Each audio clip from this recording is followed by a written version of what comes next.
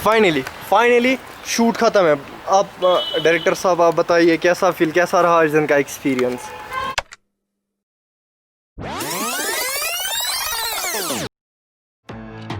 तलाश गोइंग, सारा क्रू थे, पूरा क्रू है, खाने पीना था, एकदम खाना एकदम टेस्टी था। अरे सुबह से पानी की बूंद नहीं गई है इस मुंह में।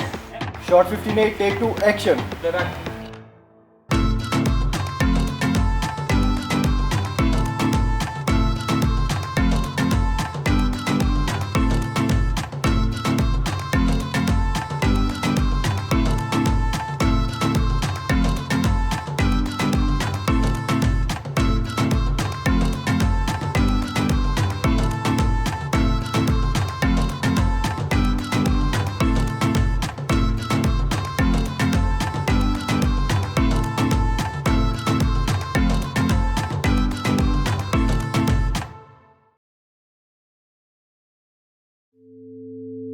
ये गाना मैंने लॉकडाउन में ही लिखा।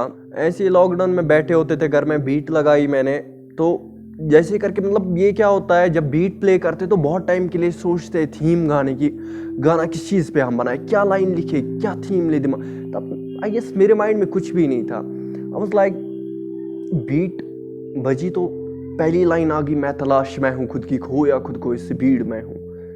Then I was like man किस भीड़ में तू खोया है।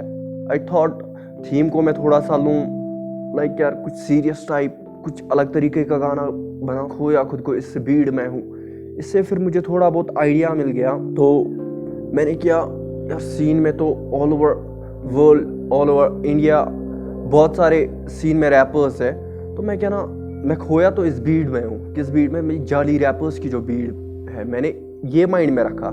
तो इस करके मैंने फिर इस गाने को आगे लिया, तो ये पूरा वर्स मैंने अपना कंप्लीट किया। जेबी और मैं दोनों एक ही स्कूल से पढ़े हैं। सो मतलब वहाँ जब हम एक स्कूल में थे तो तब हमारा ये सीन नहीं था रैप सीन में आने के लिए, क्योंकि मैं बहुत टाइम से लिख रहा हूँ गाने, लेकिन आउट नहीं किया। पता नहीं क्या हो गया 2020 में, तो पता नहीं क्या क्या पॉसिबल हो गया। मे बी 2020 में हमारा आना भी पॉसिबल हुआ सीन में ऑफिशियली। सो इस करके हुआ क्या, जेबी का गाना आया था आगाज़।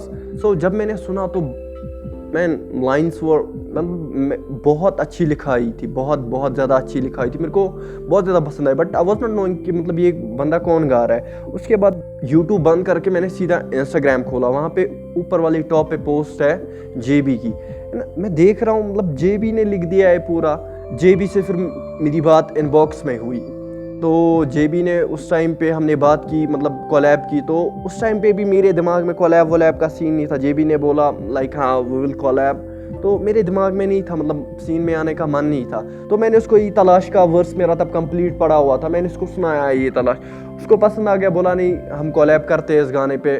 तो ऐसे करके ये गाना हो गया, मतलब हाँ हम ये वाला गाना कोलैब में कर रहे हैं।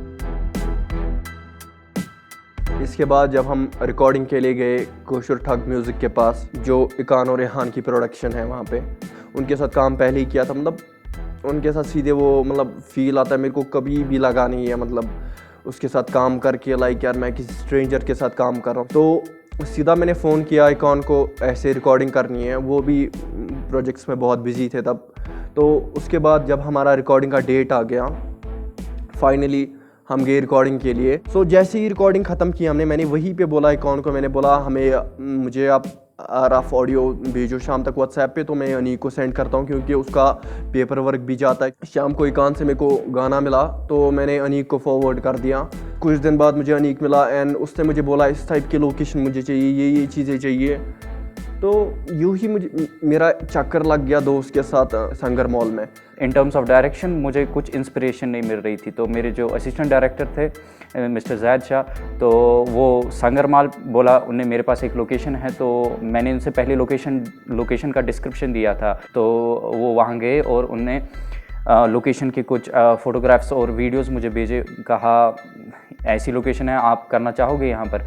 तो पार्किंग लॉट वाला एरिया ऐसा था, जैसे ही मैंने वो देखा तो you know it was like I want to do this song in that location.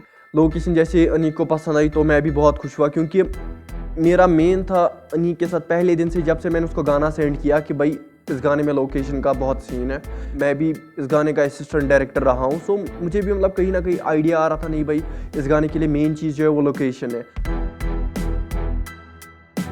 तो उसके बाद पेपर वर्क जो ही हमारा ख़त्म हो गया सारा सीन, मैंने वहाँ पे सिक्योरिटी गार्ड से बोला भी कि हमारा ऐसे शूट है तो क्या प्लीज़ हम यहाँ पे शूट कर सकते हैं। मतलब उन्होंने परफेक्ट एश्योरिटी नहीं दी कि हाँ भाई परफेक्टली श्योरली आप आ जाओ और गाना शूट करो। तो अब सारा कुछ सीन जो है सारा कुछ हमारे पास पड़ा हुआ है, मतलब अब बस खाली कल सवेरे उठना है तो शूट पे जाना है। अनीक कभी लोकेशन में अनीक को बोल रहा हूँ हाँ भाई यार सारा कुछ सेट है सीन में। अब अनीक को क्या बोलता कि वहाँ पे मुझे लोकेशन की एश्योरिटी नहीं दी थी कि हाँ आप लोग शूट करो, पक्का शूट करो आप लोग। बस मेरे दिमाग में एक टेंशन थी भाई, अगर उन्होंने कल ना कर दी, दूसरा कोई ऑप्शन नहीं था। और सबसे मेन चीज़ जो थी गाने के लिए वो लोकेशन थी।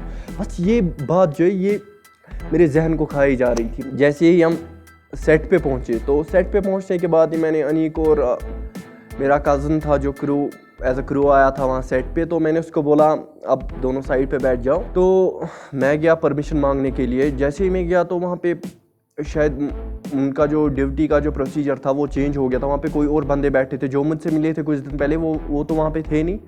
तो उनने बोला नहीं अभी जो हेड है वो अभी आए नहीं, तो मैं ऐसे परमिशन नहीं दे सकता हूँ। तो ऐसे में यार मैं परेशान हो गया, मैं थोड़ा उधर चला गया। वहाँ से मैंने देखा जो जिस बंदे से मैं परसों पहली बार ही मिला था उसको मैंने देखा। मैंने उनको बुलाया, मैंने बोला ऐसे अंकल यार मैंने आपको परसों बोला था ऐसे गाने का शूट है, आप प्लीज़ करा दो हमसे यार। तो उसके बाद उनने बात की जो जिनसे मैं पहले मिला था अभी, तो उनसे उनने बात की तो फाइनली उन्होंने हमें परमिशन दी। पहले वो टाइम का पूछने लगे आपको कब तक हो जाएगा शूट, आपका कब तक कंप्लीट होगा। हम बोले कि यार शाम तक, मतलब हमारा सीन तो शाम तक चलने वाला है। वो हमें वहाँ से बोल रहे 1-2 घंटे में ख़त्म कर दो शूट। मतलब हम अब क्या करें, हम बोल भी नहीं सकते थे नहीं हमें टाइम लगेगा बहुत। हमने बोला चलो सही है।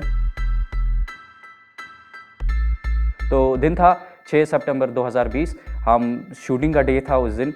तो जैसे ही हम सेट पे पहुंचे तो मैंने इनिशियली तो अपने प्लान में यही रखा था कि हम पहले जेबी का पार्ट कवर करवाएंगे, पर जैसे ही हम शूट पे पहुंचे तो मुझे खुद मालूम हुआ तभी जेबी ने कोई इससे पहले कभी कैमरा फेस नहीं किया है।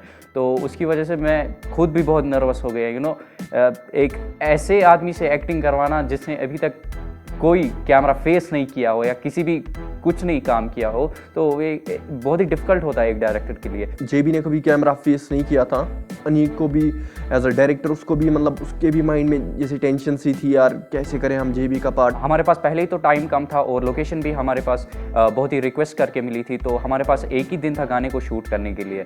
तो मैंने पहले यही सोचा कि हम जैद का पोर्शन कवर करवा लें। जैसे ही हम जैद का पोर्शन कवर करवा लेंगे तो उसके बाद ये भी शूटिंग लोकेशन पे रहेगा तो इसको मिल जाएगा हमें करना क्या है यहाँ पर। मैंने बोला अनीक को, अनीक ने भी मुझे वहाँ से बोला कि हम पहले तेरा ही पार्ट शूट करते हैं, तो इससे जेबी को थोड़ी सी रेफरेंस मिलेगी। मुझे याद है जेबी का पहला शॉट था और ये वो वाला शॉट हो रहा था जिसमें जैद और जेबी एक साथ थे, ऐसे कैमरा पीछे हो रहा है और जैद पीछे हो रहा है और उसके बाद वो वाइड में दोनों रिवील हो रहे हैं, तो camera back and fourth move करता है उसी वर्स पे जो बोल रहे हैं। वो शूटिंग चल रही थी, जैसे मैंने रिहर्सल नहीं करने दिया उनको। मैंने उस शॉट पे पहले ही टेक पे कैमरा पीछे किया, मैं फ्रेम में देख रहा हूँ।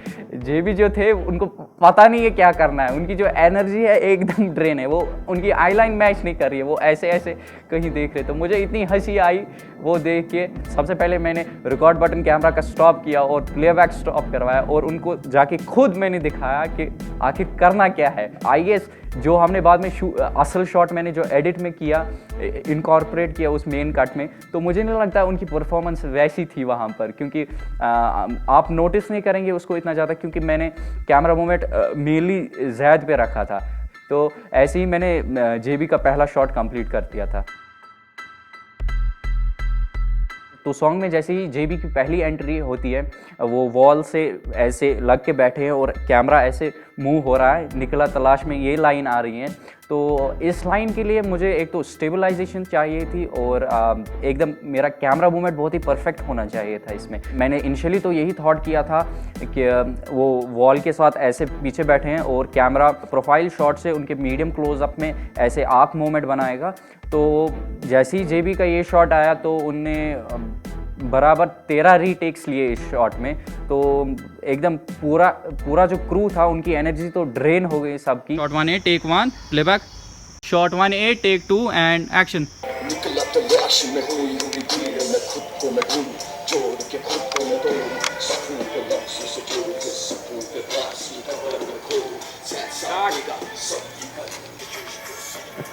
ये ओस ओके मगर आम खुद थोड़ा हल्का कम एनर्जी ठीक है आम खुद कम एनर्जी ये एनर्जी के आम खुद कम सपनों के पास की खबर में खो start shot 1 take 10 action ready यार लोकल जबी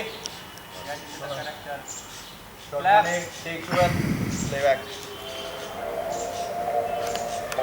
निकला तलाश में हुई भीड़ में खुद को मैं ढूंढ जोड़ के खुद को मैं तोड़ सपनों के लफ्ज़ों से जोड़ के सपनों के पास की खबर में खो साथ देगा सब धड़कन में अरे भाई क्या चाहिए तेरे को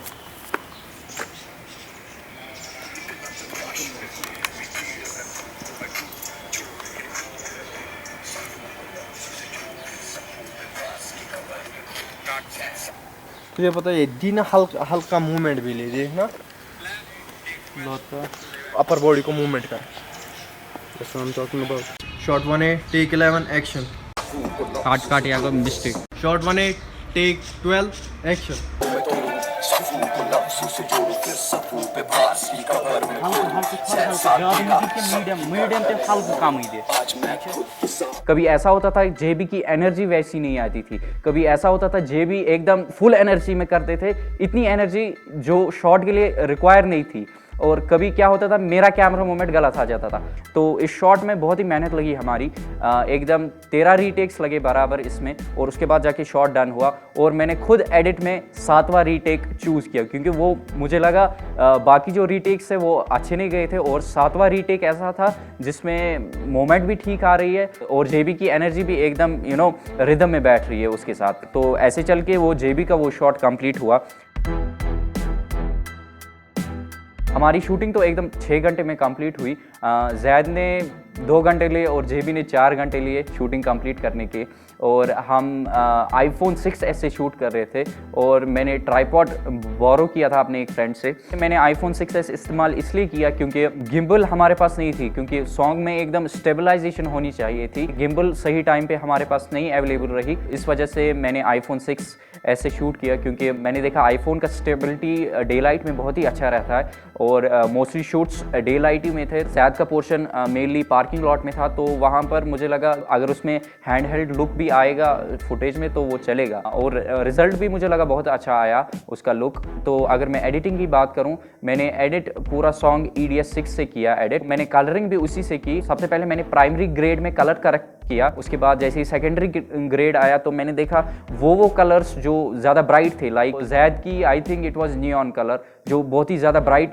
कलर दे रही थी मगर मुझे पूरा म्यूज़िक में लुक चाहिए था ऐसे कलर ज़्यादा ब्राइट ना हो एकदम थोड़ा सा डिसैचुरेटेड लुक हो उसमें तो मैंने एडिटिंग में उसका कलर रिड्यूस किया बहुत ही ज़्यादा और ओवरऑल मुझे लगा 6s की फुटेज बहुत ही अच्छी निकली। आई डोंट थिंक किसी ने नोटिस किया होगा कि एंटायर सॉन्ग 6s से शूट किया होगा and this is how the whole song was made. तो मैंने काफ़ी एंजॉय किया प्रोसेस।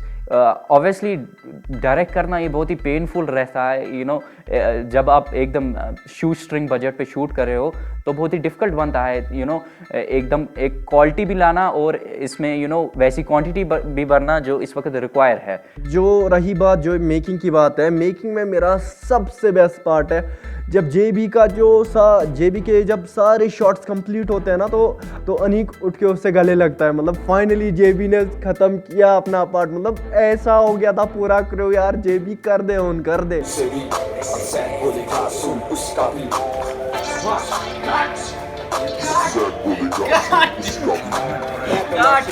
होप सबको गाना पसंद आया होगा सारे अगले गाने का वेट कर रहे होंगे। सो अगले गाने नए गाने बहुत जल्दी।